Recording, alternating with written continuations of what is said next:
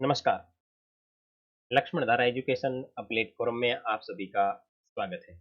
प्यारे साथियों, आज की इस सीरीज से अपन बातचीत करने वाले हैं आपके हिंदी व्याकरण की, जो आपकी सभी प्रतियोगी परीक्षाओं के लिए उपयोगी रहने वाली है। अब मैं किसी एक विशेष वैकेंसी का नाम नहीं लूँगा, सभी के लिए ये उपयोगी रहेगी। और जिस कंटेंट से मैं आपको यहाँ पे समझाने का प्रयास करूँगा, वो है नवीन हिंदी व्याकरण एवं रचना।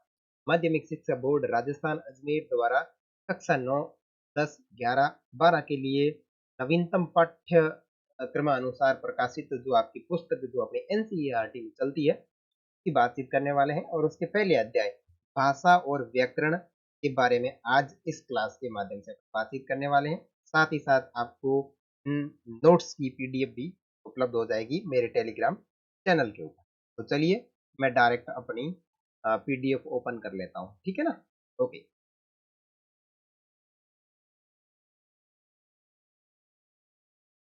हाँ, देखो, अपन जिसकी बात करेंगे वो आपकी ये मैंने यहाँ पे ओपन कर दी है और जूम कर लेते हैं ताकि आपको अच्छे से दिखे। हाँ, नवीन हिंदी व्याकरण एवं रचना, ये अपन ने बात कर ली भाई। ये पुस्तक है जिसकी अपन बातचीत करने वाले हैं और आपकी सभी प्रतियोगी परीक्षाओं के लिए ये उपयोगी साबित रहेगी। और इसके अंदर सामान्य भाषा ज्ञान, व्याकरण, रचना, संक्षेपण और पलवन, पत्र, तार लेखन, ये सारी चीजें अपन धीरे धीरे करके कंप्लीट करने वाले हैं, ठीक है। और ये जो सारी चीजें आप देख रहे हैं लक्ष्मण धारा एजुकेशन प्लेटफॉर्म के ऊपर देख रहे हैं। अगर पीडीएफ मिलेगी आपको तो डायरेक्ट इस लिंक से, वैसे अभी आप वीडियो यूट्यूब पे ही देख रहे होंगे तो मेरे आपके इस चैनल को सब्सक्राइब कर सकते हैं इसी तरीके के सारे कंटेंट प्राप्त करने के लिए। और मैं इस वीडियो के डिस्क्रिप्शन बॉक्स तथा कमेंट सेक्शन के अंदर आपको कुछ लिंक प्रोवाइड करवाऊंगा, तो आप देख लेना, वो भी आपके लिए काफी लाभदायक होंगे, ठीक है ना। तो चलिए विषय सूची की बात कर लेते हैं। इसके अंदर अपन कौन कौन से अध्याय है वो देखेंगे। तो आज पहले अध्याय की बातचीत करेंगे जिसका नाम भाषा और व्याकरण है।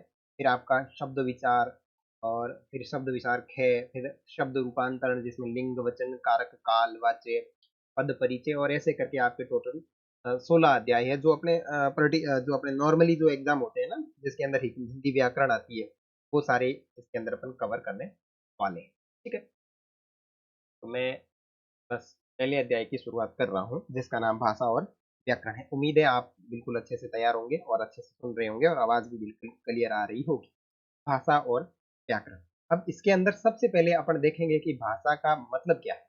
और यहाँ मैंने किसी कोई भी तरीके की अदर कंटेंट इसमें डालने की नहीं कोशिश की है, क्योंकि एनसीईआरटी का नॉलेज पहले होने के बाद में अपन अदर क्लासे लेंगे जिसके अंदर जो बाकी एडिशनल पुस्तकें पढ़ के या फिर कुछ चीजें डाल के नोट्स और तैयार करेंगे। लेकिन फिलहाल अपन एनसीईआरटी के अंदर जो चीजें दी हुई है, जो अपने लिए इंपॉर्टेंट है, बस उसी के अनुरूप बातचीत करने वाले हैं, ठीक है। सबसे पहले भाषा शब्द देखो। भाषा शब्द जो है संस्कृत के भास धातु से व्युत्पन्न है। किस धातु से उत्पन्न है? भास धातु से व्युत्पन्न है। और भाषा धातु से अर्थ ध्वनित, अर्थ जो होता है वो ध्वनित होता है या फिर प्रकट करना होता है। यानी आपकी जो भाषा शब्द है वो संस्कृत के भास शब्द से बना हुआ है। और ये जो भास धातु है इसका अर्थ होता है प्रकट करना। सीधी सिंपल बात, भाषा शब्द संस्कृत के भास धातु से निकला है और जो भास शब्द है इसका मतलब होता है प्रकट करना। जिस माध्यम से हम अपने मन के भाव एवं मस्तिष्क के विचार बोलकर प्रकट करते हैं उसे ही भाषा की संज्ञा दी गई है। और भाषा ही मनुष्य की पहचान है। बिल्कुल, भाषा जो है वो मनुष्य की पहचान करवाती है। अगर उसकी भाषा अच्छी है तो व्यक्ति का व्यक्तित्व प्रभावशाली माना जाता है। अगर भाषा अच्छी नहीं है तो उसका कम प्रभावशाली व्यक्तित्व की पहचान आंक ली जाती है। उसके बाद में भाषा वह साधन है जिसके माध्यम से हम सोचते हैं और अपने भावों और विचारों को व्यक्त करते हैं। तो ये आपकी भाषा की परिभाषा होगी कि मतलब भाषा की परिभाषा क्या है। भाषा वह साधन है जिसके माध्यम से हम सोचते हैं और अपने भावों विचारों को अभिव्यक्त करते हैं या फिर व्यक्त करते हैं। और भारत की राजभाषा हिंदी को स्वीकार किया गया। अपन ने 3 चीजें पढ़ी। भाषा शब्द की उत्पत्ति भाष धातु से हुई है जिसका मतलब प्रकट करना होता है, ठीक है। और जो मनुष्य होता है उसकी पहचान भाषा के माध्यम से की जाती है, ठीक है। भाषा वह साधन है जिसके माध्यम से हम सोचते हैं और अपने भावों विचारों को व्यक्त करते हैं। ठीक है, अगर हमने को कोई भी भाव अगर प्रकट करना है तो हम भाषा के माध्यम से बोल करके प्रकट कर सकते हैं। ठीक है, नेक्स्ट है जो भारत है, उस भारत की राजभाषा की बात करें तो राजभाषा हिंदी को स्वीकार किया गया है। ठीक, और मैं आप विशेष रूप से ध्यान रखें, ये मैं नोट्स की जो आपके साथ चर्चा कर रहा हूँ वो एनसीईआरटी के नोट्स हैं। बाकी इसके अंदर जैसे अपन और अधिक तरीके से नोट्स बनाने की बात करेंगे या फिर जब मैं इसके अंदर जैसे एनसीईआरटी कंप्लीट हो जाएगी उसके बाद में और नए तरीके से चीजें लाऊंगा उसके अंदर, जैसे भारत की राजभाषा हिंदी है तो कब बनाई गई, कुल कितनी भाषाएं हैं, तो उन सब की बात अपन जो एडिशनल नोट्स बना करके करेंगे ना उसके अंदर बात करेंगे। इस क्लास के अंदर सिर्फ और सिर्फ एनसीईआरटी के अंदर जो चीजें दी हुई है उन्हीं की बातचीत करेंगे, क्योंकि ज्यादा चीजें ऐड कर देते हैं ना तो फिर लफड़ा हो जाता है। क्योंकि पहले आपको बेस अच्छे से पता होना चाहिए, बेस पता बेसिक पता होने के बाद में या एक आपका वो बोलते हैं ना रनवे अच्छा तैयार हो जाता है तो उसके बाद अपन चाहे एरोप्लेन उसके ऊपर लैंड करें चाहे कोई भी बड़ी हवाई जहाज लैंड करे कोई फर्क नहीं पड़ता। ठीक है ना, वो चीज है। और आगे देखते हैं वर्ण विचार। ठीक है, अब वर्ण विचार, किसी भाषा के व्याकरण ग्रंथ में इन तीन तत्वों की विशेष आवश्यक रूप से चर्चा या विवेचना की जाती है। अब कोई भी अगर अपने को व्याकरण ग्रंथ पढ़ना हो तो उसके तीन आवश्यक तत्व है। ठीक है ना, व्याकरण के तीन आवश्यक तत्व कौन कौन से हैं? पहला वर्ण, दूसरा शब्द और तीसरा वाक्य। व्याकरण के महत्वपूर्ण अंग की बात करें या महत्वपूर्ण जो तत्व है उनकी बात करें तो तीन तत्व है। व्याकरण के तीन तत्व कौन से हैं? वर्ण, शब्द और वाक्य। याद हो जाएंगे आपको, वर्ण, शब्द और वाक्य। हिंदी विश्व की सभी भाषाओं में सर्वाधिक वैज्ञानिक भाषा है। अब वैज्ञानिक भाषा क्यों है? क्योंकि इसका उचित उच्चारण स्थान है और इसके उचित क्या बोलते हैं उसको, वर्णमाला है। जो एक भाषा के लिए जो विशेषताएं होती है या भाषा के लिए जो कंडीशंस होती है वो सारी की सारी हमारी प्यारी भाषा हिंदी उनके अंदर सभी भाषाएं सॉरी उसके अंदर जो जितनी विशेषताओं की गुणवत्ता होती है वो सारी की सारी अपने हिंदी भाषा में है। ठीक है ना, तो हिंदी विश्व की सभी भाषाओं में सर्वाधिक वैज्ञानिक भाषा मानी जाती है। हिंदी में 44 वर्ण है जिन्हें दो भागों में बांटा जा सकता है, स्वर और व्यंजन। सिंपल सिंपल जो चीजें दी हुई है बस माइंड में बिठाते जाना है। ठीक है, हिंदी में 44 वर्ण है। कितने वर्ण है? 44 वर्ण है जिन्हें दो भागों में बांटते हैं, स्वर और व्यंजन। इसमें भी ज्यादा कोई चीजें नहीं, तीन चीजें देखी अपन ने, कोई बड़ी चीजें नहीं देखी।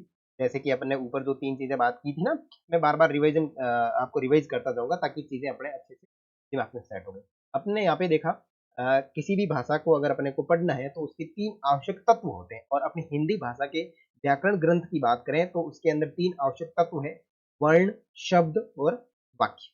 इन सब की अपन अलग अलग बातचीत करेंगे, लेकिन पहले आपको ध्यान रखना है कि ये तीनों हमारी हिंदी भाषा के व्याकरण ग्रंथ के तीन आवश्यक तत्व है। ठीक है, और हिंदी जो है वो सबसे सभी भाषाओं में से एक ऐसी भाषा है जो सर्वाधिक वैज्ञानिक भाषा मानी जाती है। या फिर ऐसे प्रश्न पूछा जा सकता है कि क्या हिंदी को वैज्ञानिक भाषा माना जा सकता है या नहीं, तो आपको ये चीज बहुत अच्छे से ध्यान रखनी है, क्योंकि प्रश्न कहीं से भी बन सकता है, कैसा भी बनाया जा सकता है। उसका लेवल हाई भी हो सकता है, उसका लेवल लो भी हो सकता है, लेकिन जब तक अपने को अच्छे से सारे कॉन्सेप्ट नहीं पता है तो अपन उस प्रश्न को नहीं कर सकते।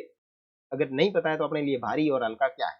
ठीक है ना, हिंदी में उसके बाद में देखा हिंदी में 44 वर्ण है जिन्हें अपन दो भागों में बांट के पढ़ते हैं, स्वर और व्यंजन। ठीक है, सबसे पहले स्वर की बात करेंगे। ठीक है, स्वर क्या होता है तो देखो, ऐसी ध्वनियां जिनका उच्चारण करने में अन्य किसी ध्वनि की सहायता की आवश्यकता नहीं होती उन्हें स्वर कहते हैं। परिभाषा ध्यान से देखो, ऐसी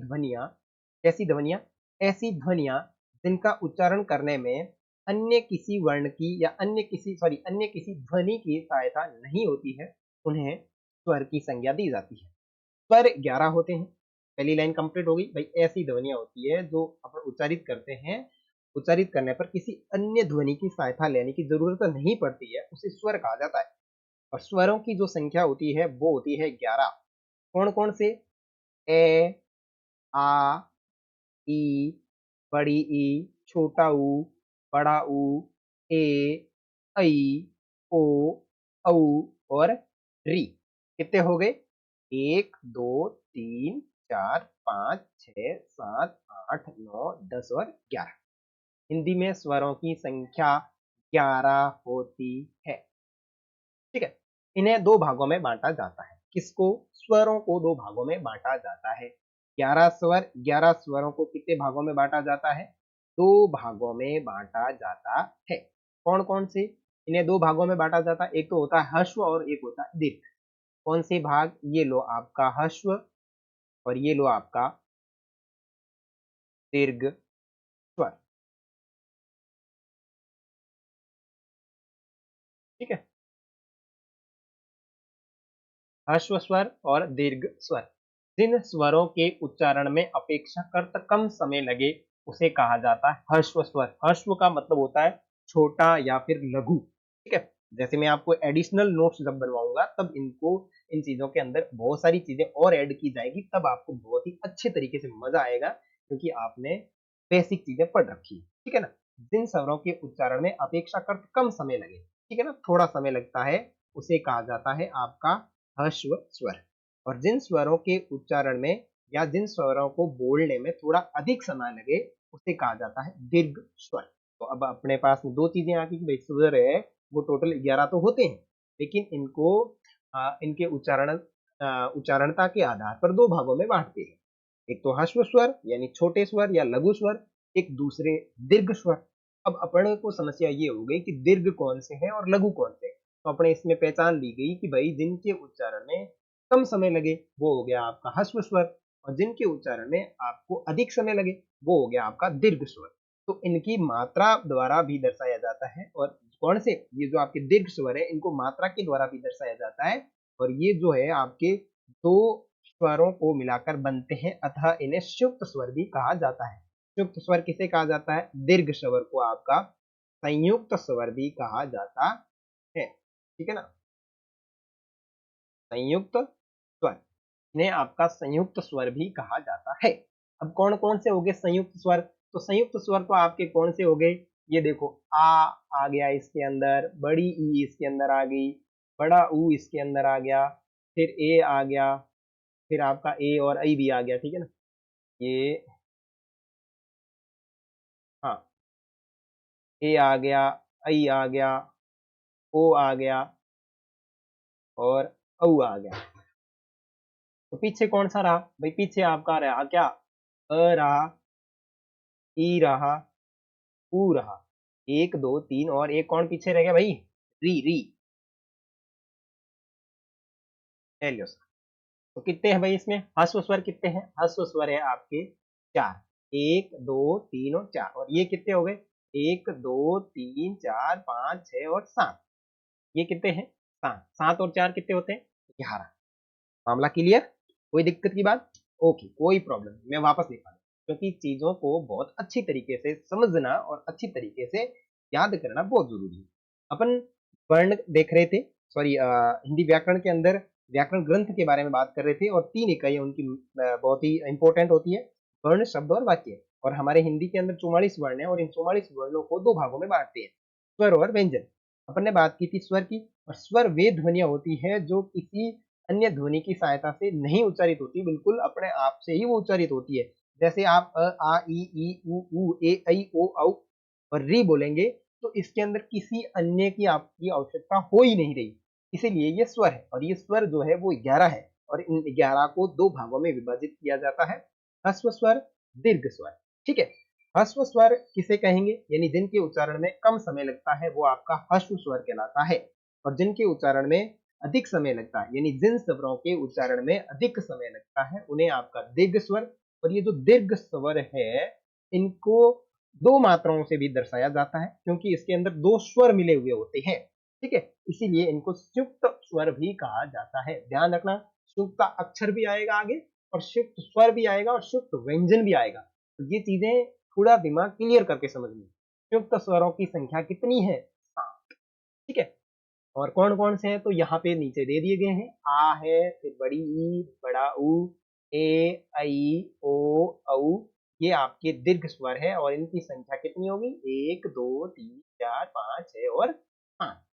ठीक है, दीर्घ स्वरों की संख्या 7 है। अब दूसरा चीज मैं आपकी क्लियर कर देता हूँ कि संयुक्त स्वर क्यों है। भाई मुझे एक बात बताओ, ये बड़ी ई जो बनी है, ये जो आपकी बड़ी ई है, इस ई के अंदर कौन है? छोटी ई है। छोटी ई के बाद में बड़ी ई है, बराबर बड़ी ई। तो संयुक्त हुआ कि नहीं हुआ? यहाँ पे जो चीज कही हुई है ना, एक एक चीज को अच्छे से समझो। दो स्वरों को मिलाकर बनते हैं, ध्यान रखना, दो स्वरों से मिलाकर बनने वाले स्वर क्या कहलाते हैं? संयुक्त स्वर कहलाते हैं। उम्मीद करता हूं आपको अच्छे से यहाँ तक क्लियर हुआ होगा।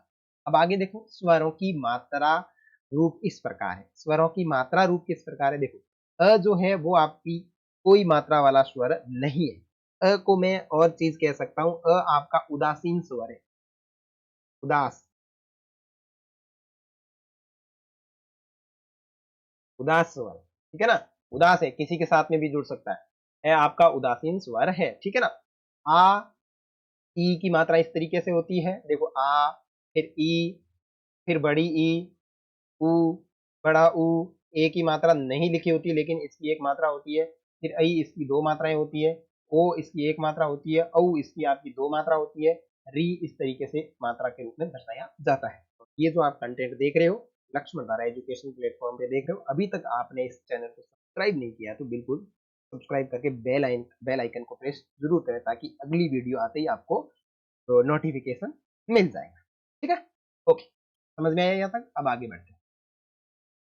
स्वर की बात कर ली थी, अब अपन बात करेंगे 11, और अपन 44 वर्णों को बांट के बात कर रहे हैं।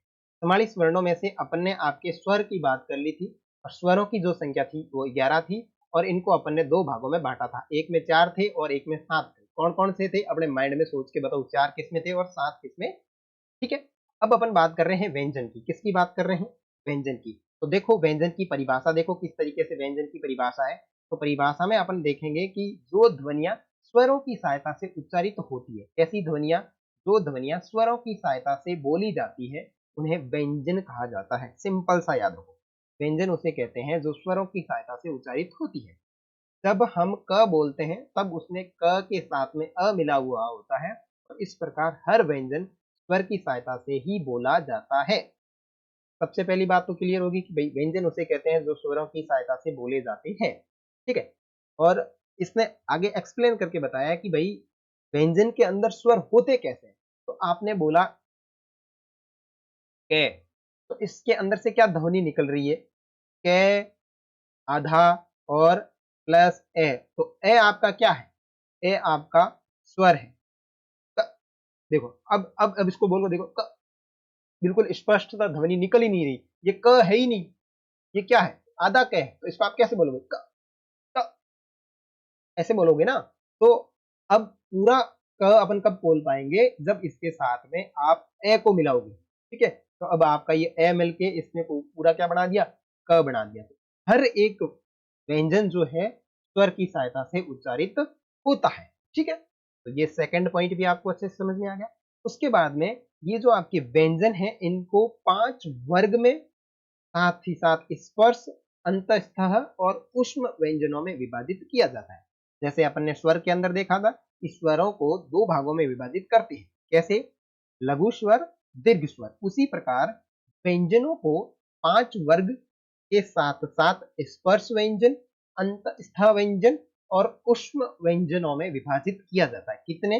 पहला तो 5 वर्ग में विभाजित करते हैं, फिर आपके स्पर्श व्यंजन में विभाजित करते हैं, फिर आपके अंतस्थ व्यंजन में विभाजित करते हैं, और फिर आपके उष्म व्यंजन में विभाजित करते हैं। अब किस तरीके से करते हैं वो देख लेते हैं। स्पर्श व्यंजन, स्पर्श व्यंजन के अंदर आपके 5 वर्ग कौन कौन से आता है?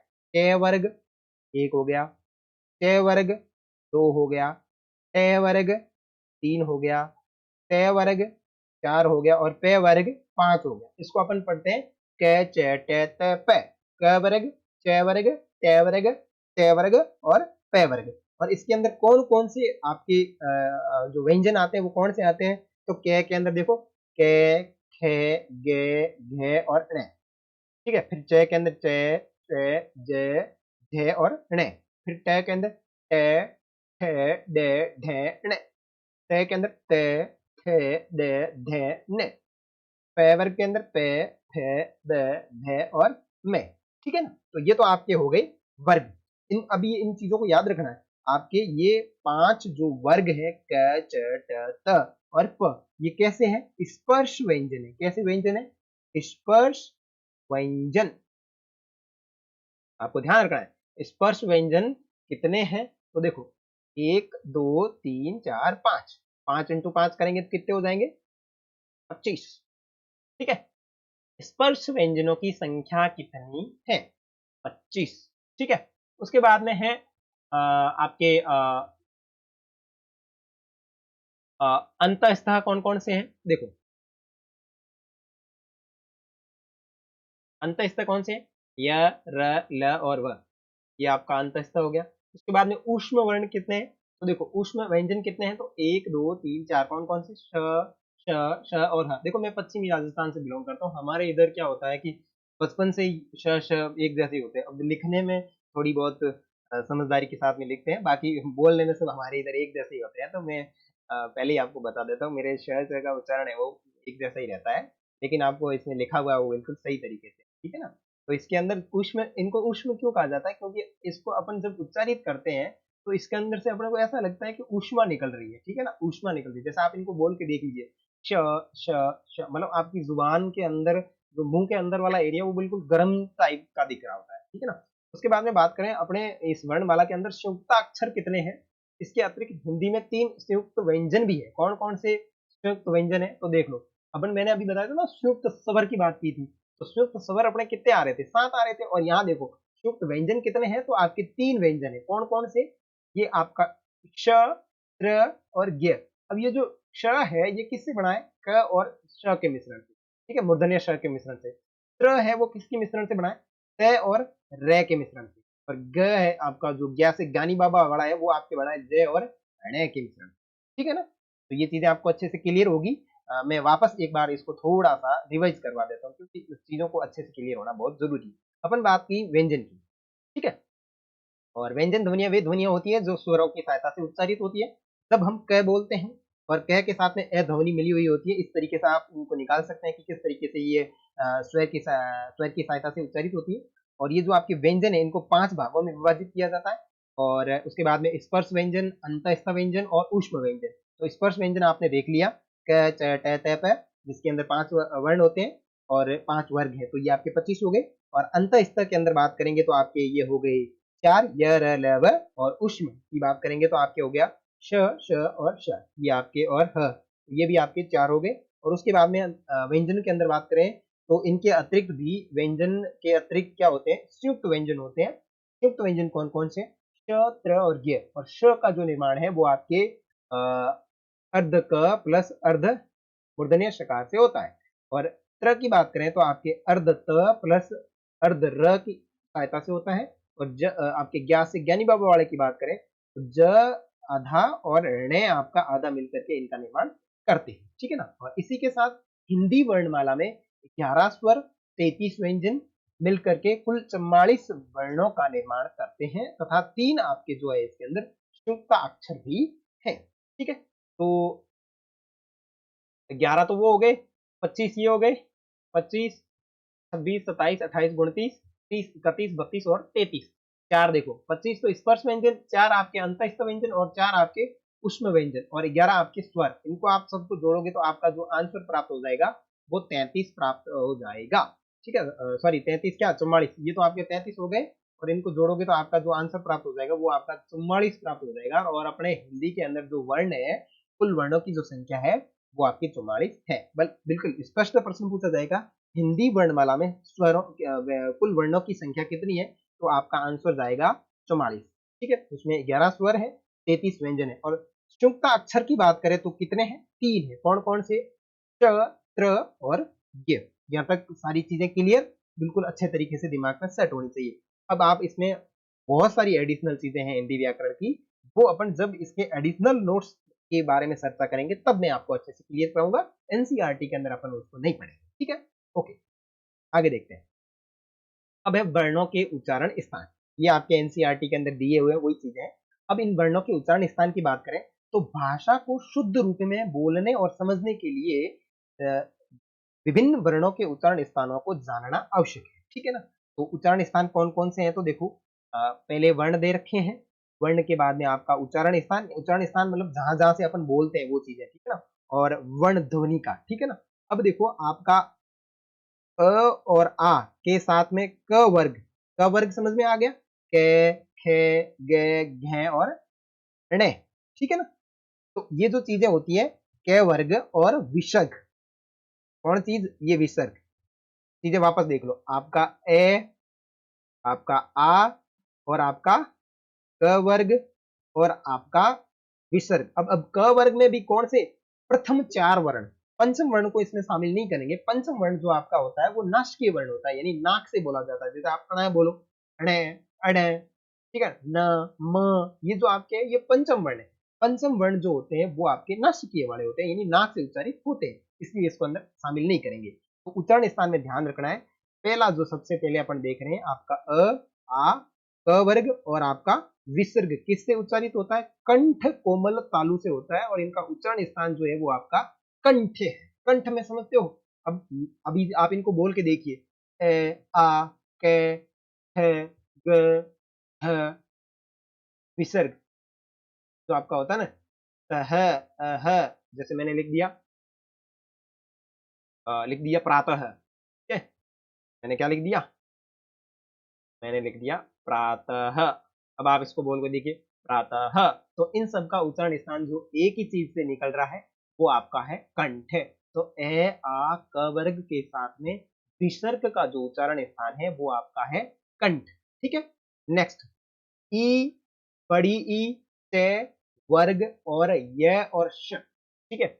अब इनको मैं जब एडिशनल नोट्स लिखाऊंगा आपको, तब इसमें देखेंगे इशु यशाणाम तालु, अदयितो कंठ तालु, ठीक है ना। ऐसे उसके अंदर बढ़िया ट्रिक काम आएगी अपने संस्कृत तालु। लेकिन फिलहाल एनसीईआरटी के अंदर इसको आप मैनेज कर लेना, ठीक है ना। देखो, ई, बड़ी ई के बाद में आपका च वर्ग और य और श, किसको याद रखना है, यश को याद रखना है। ई, बड़ी ई, पहले देखो अ बड़ा आ गया, अ और आ गया, फिर क वर्ग आ गया, फिर विसर्ग, कोई दिक्कत की बात नहीं है, कंठ से है। फिर ई, बड़ी ई, फिर आपका च वर्ग के प्रथम 4 वर्ण और यश को याद रखते हुए आपको याद रखना है तालव्य, यानी ये कहां से बोले जाते हैं, तालव्य से बोले जाते हैं, इसलिए इनको कहा जाता है तालव्य उच्चारित वर्ण।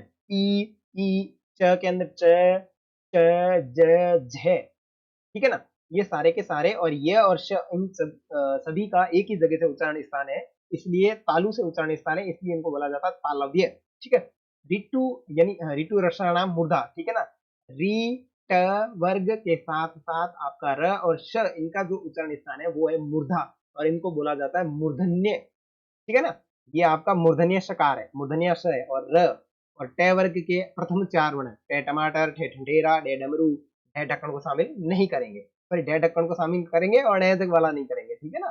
प्रथम 4 वर्ण है, और री से ऋषि वाला, तो री ऋषि, टे वर्ग, रे और श मूर्धन्य से है, ठीक है ना। और ये आपके जहां से उच्चारित होते हैं, मूर्धा से उच्चारित होते हैं, इसलिए इनको बोला जाता है मूर्धन्य, ठीक है। इसके बाद में आपका ली, टे वर्ग के साथ में ल और स। ली अपने हिंदी में प्रयुक्त नहीं होता, संस्कृत के अंदर प्रयुक्त होता है, ठीक है ना। अपन ने ये नहीं देखा अभी तक, तो ठीक है ना, आगे आएगा तो इसकी बातचीत करेंगे। ट वर्ग, ल और स का जो उच्चारण स्थान है वो है दांत, देख के बोल लीजिए, ल, च, स, ये आपका स दांत से बोला जाता है, और त, थ, द, ध, न को इसमें शामिल नहीं करना है, ठीक है ना। प्रथम 4 वर्ण को देखते हुए इनका जो उच्चारण स्थान होगा वो आपका होगा दंत्य। फिर उ और उसके बाद में प वर्ग, छोटा ऊ, बड़ा ऊ और पे वर्ग जो इनका उच्चारण स्थान है वो है ओष्ठ, ठीक है ना, और इनको बोला जाता है ओष्ठ, उपध्मानीय ओष्ठ। उसके बाद में यंग, यमंगणनम, अंग, ण, ण, न, न और म, ये जो आपके पंचम वर्ण है इनका उच्चारण स्थान जो है वो नासिकीय है, ये आपका अनुनासिक, ये आपका अंग है, ठीक है।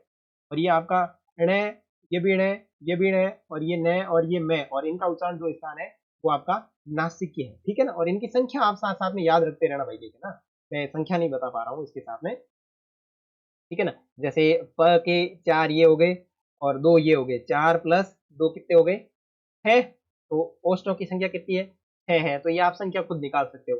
और यंगमण ये आपके नासिका वाले कितने हैं, तो 1 2 3 4 5, तो 5 तो वर्ग के हो गए, एक ये आपका ये हो गया, तो ये इनकी भी संख्या हो गई 6, ठीक है ना, नासिकियों की संख्या 6 होगी। और ए और आई, इनकी जो उच्चारण स्थान है वो आपका कंठ और तालु है, इसलिए इनको बोला जाता है कंठ तालव्य, ठीक है। और उसके बाद में ओ और औ, इनका जो उच्चारण स्थान है वो कंठ ओष्ठ, इसलिए इनको बोला जाता है कंठोष्ठ, ठीक है। व का उच्चारण स्थान जो है वो दंतोष्ठ, ये दांत से भी उच्चारित होता है और ओष्ठ से भी उच्चारित होता है, इसलिए उनको बोला जाता है दंतोष्ठ। और ह जो है वो आपका स्वर यंत्र है, इसलिए इसको बोला जाता है अलिजीह्वा। ठीक है ना। अब इसमें प्रश्न आपके ऐसे पूछा जाएगा कि निम्नलिखित में से कौन सा अलिजीह्वा द्वारा उच्चारित है, तो आपका ह। निम्नलिखित में से कौन सा वर्ण दंतोष्ठ्य है, व। निम्नलिखित में से कौन सा वर्ण आपके कंठोष्ठ्य है, तो ओ और औ। निम्नलिखित में से कौन सा आपका वर्ण जो है कंठ तालव्य है, तो ए और ऐ। ठीक है ना। 2-3 बार इन चीजों को आप लिखोगे तो आपको ये चीजें बहुत अच्छे कवर हो जाएंगी। ठीक है, चलते हैं नेक्स्ट पेज के अंदर। ओके, अनुनासिक ध्वनियों के उच्चारण में वर्ण विशेष का उच्चारण स्थान के साथ साथ नासिका का भी योग रहता है। अतः अनुनासिक वर्णों का उच्चारण स्थान उस वर्ग का उच्चारण स्थान और नासिका होगा। ठीक है। अनुनासिक ध्वनियां, कैसी ध्वनियां? अनुनासिक, अनुनासिक ध्वनियां वो होती है जिनके ऊपर ऐसा लगा हुआ होता है। जैसे ये बात करें, ये टुमकिया लग गया ना इसके ऊपर, ये जो ध्वनियां होती है ये आपकी होती है अनुनासिक ध्वनियां। तो ये लाइन ये समझा रही है कि भाई जो अनुनासिक ध्वनियां होती है उसके उच्चारण में उनका मूल स्थान, कौन सा? उच्चारण का मूल स्थान प्लस नासिका का योगदान होगा, प्लस नासिका का योगदान होगा। जैसे आपके अ का मूल उच्चारण स्थान क्या है? देखो वापस इस सारणी के अंदर देखो, अ का मूल उच्चारण स्थान क्या है? अ का आपका मूल उच्चारण स्थान कंठ है। ठीक है ना। अ का मूल उच्चारण स्थान आपका कंठ है, तो ये लिख लिया कंठ। ठीक है ना। मूल उच्चारण स्थान आपका कंठ है, लेकिन इसके ऊपर जैसे ही आपने ये चीज लगाई तो इसका उपयोग किसके द्वारा होगा? नासिका के द्वारा होगा। ठीक है ना। तो इसलिए इनको अपन क्या कहते हैं? कंठ नासिका। इसलिए इनका उच्चारण स्थान क्या होता है? कंठ नासिका होता है। जैसे कि मैंने इसके अंदर भी आपको शायद बताया होगा, नहीं बताया है तो कोई दिक्कत की बात नहीं। ये जो नासिकीय वर्ण है जिसके ऊपर, जैसे आपका मैंने यहाँ पे ये देखा था ना, ये ये वाला, इसको आप कंठ नासिकीय भी कह सकते हैं, क्योंकि इसके ऊपर क्या लगा हुआ है? अनुस्वार लगा है। अनुनासिक ध्वनियां होती है ये। ठीक है ना। तो ध्यान रखना, अनुनासिक ध्वनियों के उच्चारण स्थान में मूल स्थान के साथ साथ आपकी नासिका का भी योगदान रहता है। जैसे कि इसमें ये आपको समझाया। अतः जैसे देखो, अंग में कंठ और नासिका दोनों का उपयोग होता है, इसलिए इसका जो उच्चारण स्थान है, उच्चारण स्थान क्या है? कंठ नासिका। ठीक है। अब देखो, उच्चारण की दृष्टि से व्यंजनों को 8 भागों में बांटा जा सकता है। अब आपके व्यंजन जो है इनका और वर्गीकरण है। ठीक है। अपन ने जैसे वो स्पर्श व्यंजन देखे थे, स्पर्शी व्यंजन देखे थे, ठीक है ना। उसी प्रकार क्या लफड़ा है इनका कि इनको थोड़ा और अधिक डिटेल में बांटा गया है। ठीक है ना। ये मैं आपको ऊपर कहाँ बताया था, ये देखो स्पर्श व्यंजन अपन ने देख लिए थे, अंतःस्था ऊष्म देख लिए थे। ये तो नॉर्मल इंफॉर्मेशन थी कि भाई आपके जो 33 व्यंजन है उनको इस तरीके से विभाजित करते हैं। लेकिन और अगर डिटेल में जाते हैं तो आपके इनको उच्चारण की दृष्टि से, किनको? व्यंजनों को उच्चारण की दृष्टि से 8 भागों में बांटा जाता है। ये चीज आपको दिमाग में सेव रखनी है। उच्चारण के स्थान पर उच्चारण की दृष्टि के आधार पर व्यंजनों को 8 भागों में विभाजित किया जाता है। देखो कौन कौन से हैं। सबसे पहला है स्पर्शी। क्या है? स्पर्शी, जिन व्यंजनों के उच्चारण में फेफड़ों से छोड़ी जाने वाली हवा वाग्य यंत्र के किसी अवयव को स्पर्श करती है और फिर बाहर निकलती है, उसे स्पर्शी व्यंजन कहते हैं। कौन कौन से हैं आपके? क वर्ग में प्रथम 4 वर्ण, ट वर्ग में प्रथम 4 वर्ण, ट वर्ग में प्रथम 4 वर्ग और प वर्ग में प्रथम 4 वर्ण। किसको गायब कर दिया गया? च वर्ग को आपके गायब कर दिया गया। ठीक है। क, च को हटा दो, टे, ते और प के प्रथम 4 वर्ण जो है वो आपके स्पर्शी व्यंजन है। ठीक है।